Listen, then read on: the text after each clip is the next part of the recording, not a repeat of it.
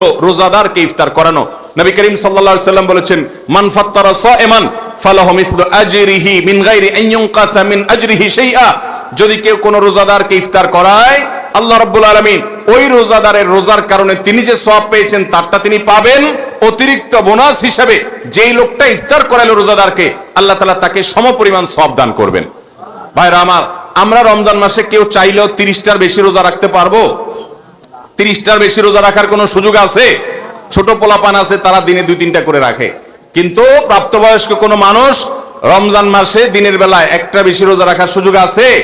30টা বেশি আমরা রাখতে পারবো না। কিন্তু যদি আপনি চান আপনার আমল নামায় 60টা রোজার সওয়াব লেখা হবে, তাহলে সম্ভব।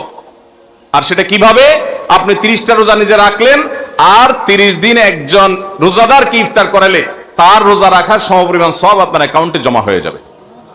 তাহলে আমরা রোজাদারকে ইফতার করাবো তো ইনশাআল্লাহ। আপনার আশেপাশে বহু গরিব মানুষ আছে, দ্রব্যমূল্যের ঊর্ধ্বগতির এই বাজারে আপনি সারা মাসের ইফতার তার বাসায় কিনে পাঠিয়ে দেন।